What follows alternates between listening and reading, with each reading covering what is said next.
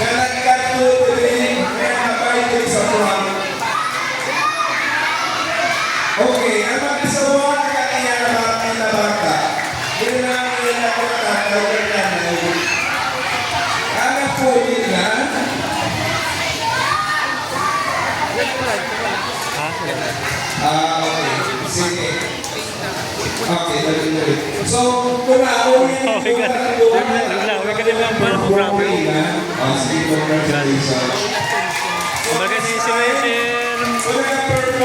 Silvano wala si mabubuhay na yan. Kaya may mga nakatao na taga-igil sa mga performance. Okay. Hindi naman nalalas ni Nicolai Rivero. Kundi nalipay lang kami kami nag-87 din sa performance. So sa liwa, congratulations.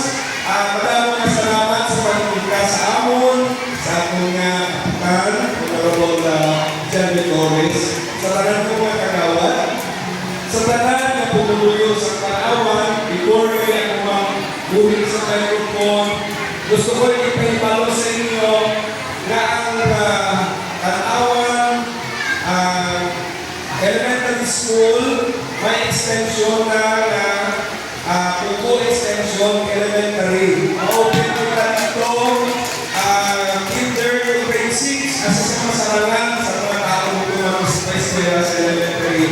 Ang ating high school, tungkol dapat ikagawin ng pwede ang gobyerno, ma-open kita sa Extension High School sa Atubon.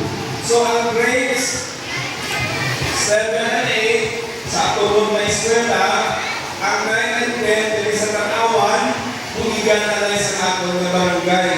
Na mamatapos natin sila sa high school para hindi sila maputayan mag-college. Kaya kung dito lang sa grupo, maputay kay kulang ilang isla. So, dito natin sila kay Silamo ang 9 and 10 sa Tanawan National High School.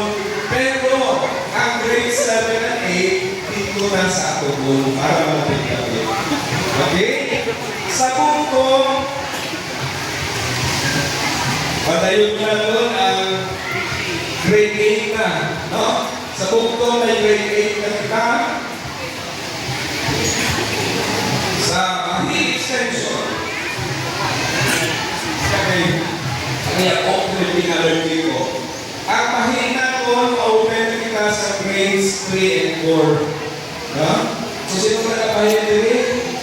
May grade 3 and 4 kita sa Mahi, para hindi na mo ayawan na ako sa basa. So, ano yung nalagod ka, ginapanitugan, no? Kakun, ang kabataan, hindi makakatos sa eskwelahan ng malayo, nalunan ko ang eskwelahan sa akong mga kabataan. So, congratulations sa liwa, happy fiesta, at congratulations sa tanan ng mga pumuluyo sa barangay na naman. Thank you so